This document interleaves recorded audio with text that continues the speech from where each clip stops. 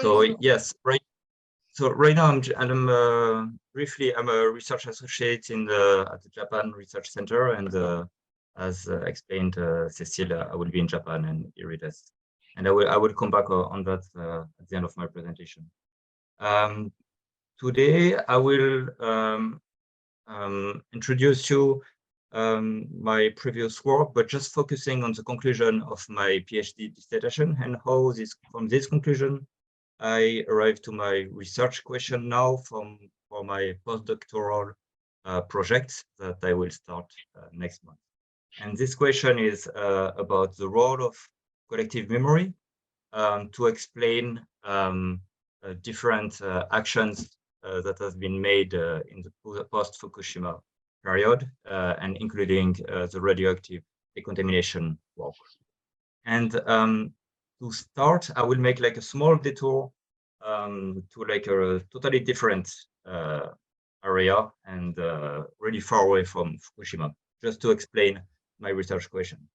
And I will focus on a famous article of the anthropologist Claude Lévi-Strauss, who was comparing shamanic healing ritual with Freudian psychoanalysis method. And by doing so, he was enlightening simultaneously two social practices were symbolically efficient. And this idea was close to the concept of performative utterances developed by the philosopher John Austin. And we could summarize this concept as how to reduce pain with words in the case of the shamanic healing ritual. Because in this article, the shaman is singing a beautiful and long mythological song where the pain of the parturient woman is replaced by furious animals that the shaman is fighting with its own allied spirits, and on the background with like a giant landscapes made of throbbing mountains and rivers of blood. In doing so, the shaman was able to display the point of view of the parturient woman on the pain and reduce it. And he was succeeding. Whatever this mythological cause of the pain is right or wrong. That's what Lévi-Strauss called the symbolic efficiency. It worked because the mythological cause was not in contradiction with physical cause, but like a parallel cause that what another anthropologist called like cooperative causation. Actually, everything was right, but Lévi-Strauss was wrong a bit. Because like another anthropologist who was his ancient PhD student went back to the Kuna village where there is this shaman healing ritual. And he observed that the song was quite impenetrable for the parturient because he was using like specific words known only by shaman. And still he was observing that there is still like an efficiency. So Severy suggests that there is something like he called like the chimera principle, which is like a co-construction of a reality where the parturient is mixing a glimpse of words that she can slightly understand from the song with some meaningful sounds and her own imagination.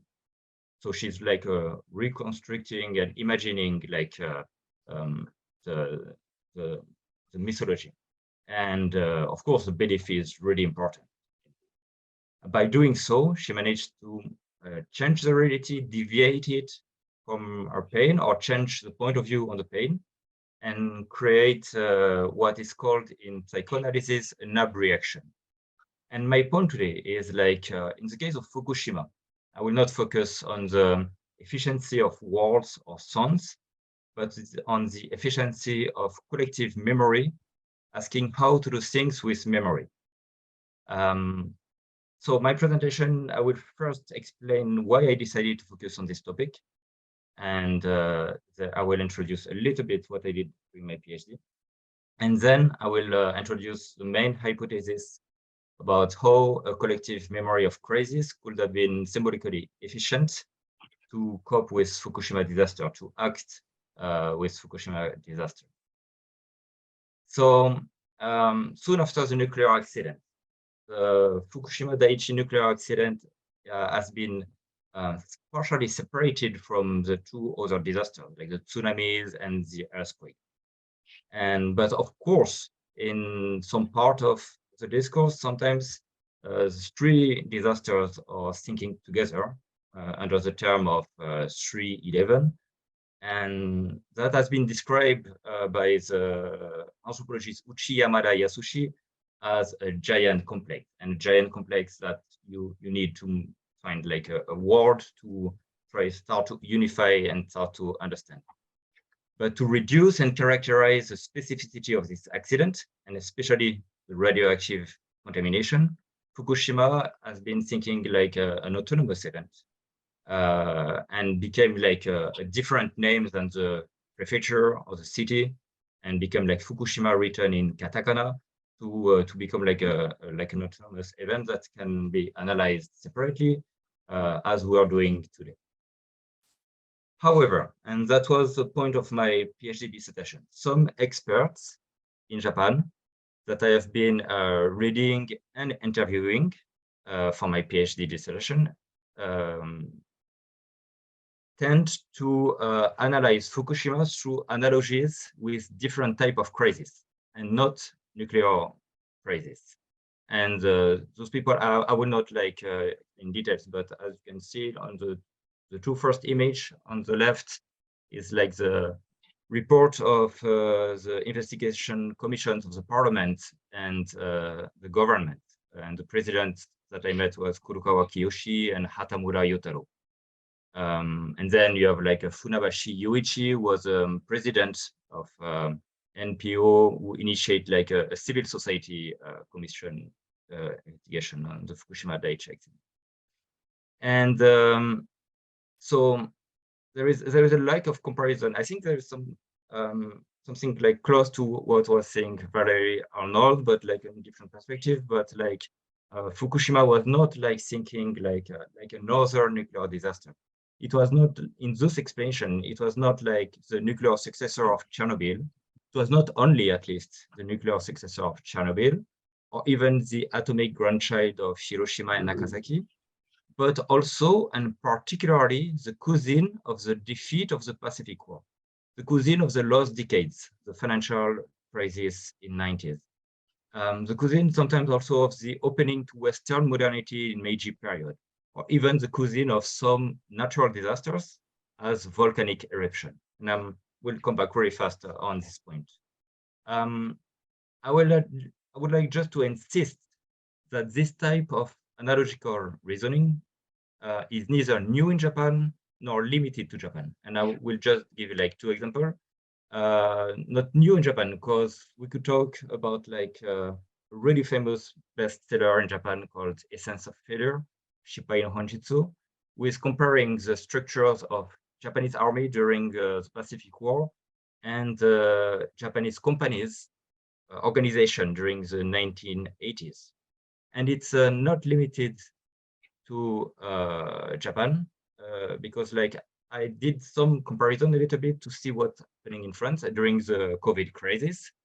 And I noticed that some intellectuals in France was doing this type of analogy, comparing like the early management of the crisis, criticize it, with so-called like the strange defeat in 1940, or like the World War I, or even like in the case of like the historian Annette Baker, she's comparing with like the crisis of 1929.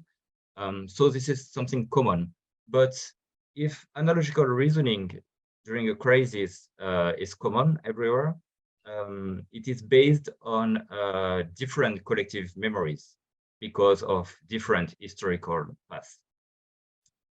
And among the different analogies I met talking with like the experts and intellectuals working on the Fukushima nuclear accident, one particularly surprised and interested me.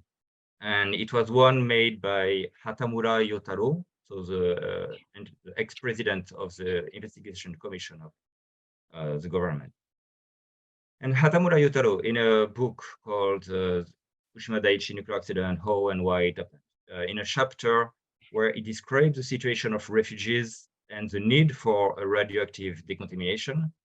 He suddenly describes the volcanic eruption in Tsumagoi in 1783 in order to extract from this ancient disaster new techniques for the decontamination of fields in Fukushima.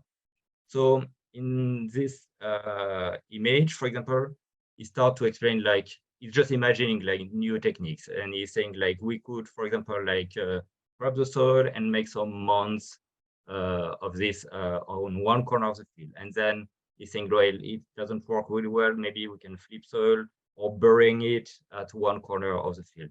But interestingly, when he talks about the mounds, he's comparing with Tsumagoi events, and he's saying like, I'm gonna read the quotation, "This mounds copy what our ancestor did in handling volcanic ash.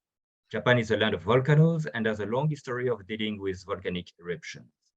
When volcanic ash hampered the farm work, people gathered the ash in one place and built ash mounds and resumed the farm work. We can apply this ancient wisdom to decontamination." So it seems in this short passage that Hatamura Yotaro forgot the radioactive characteristic of Fukushima's ashes and want to treat it like if it was like a volcanic eruption ashes.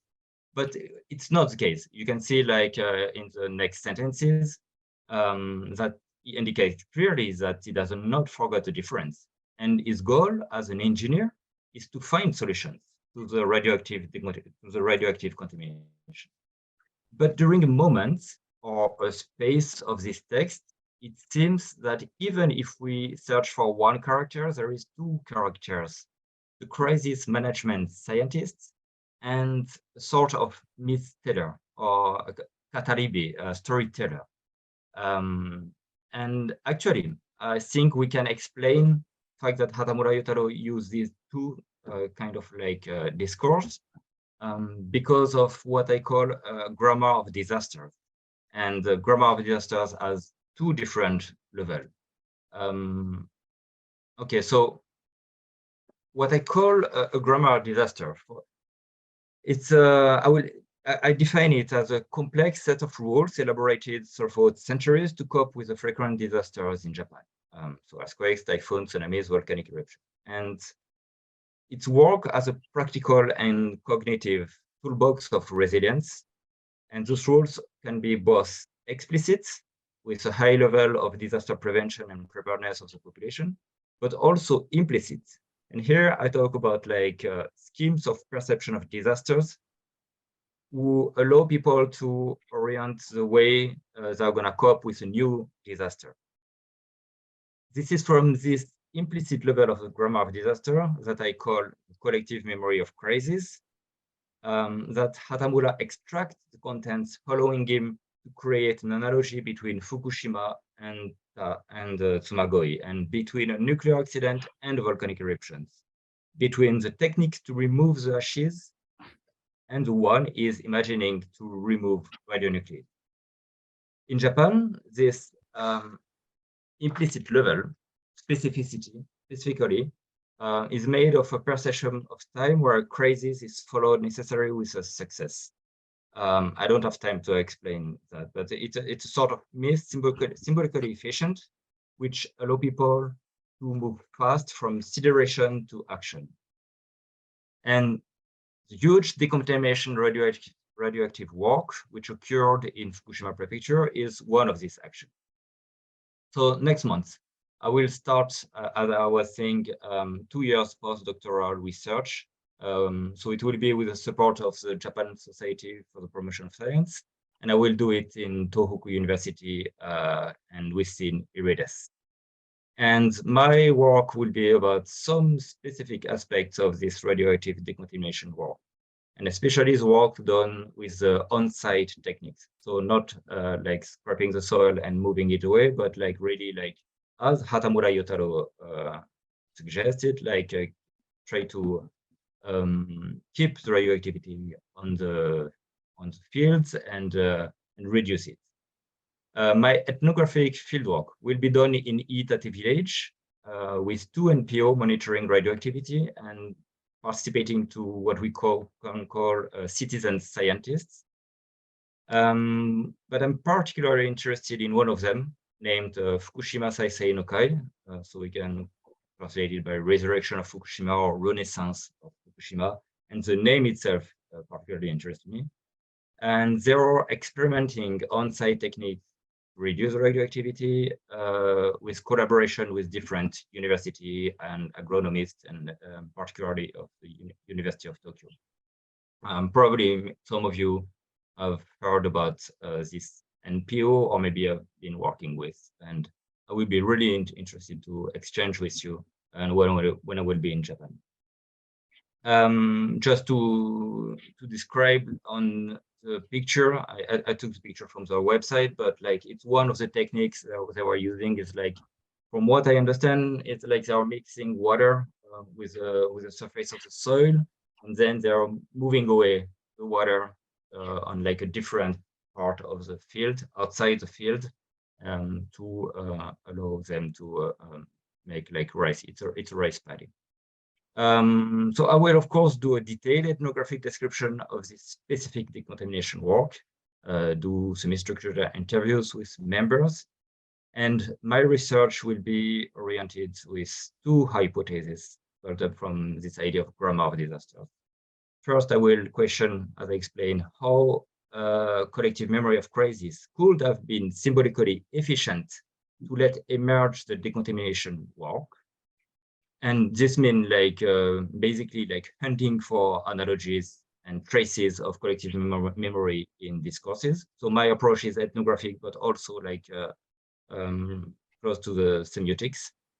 And secondly, I will question how this radioactive decontamination work, whatever this action is right or wrong, has an impact on a new and specific collective memory of the Fukushima nuclear disaster, with the metaphorical idea that by removing radionuclides from the soil, you might remove the memory of radioactivity from the mind. And that's, thank you very much.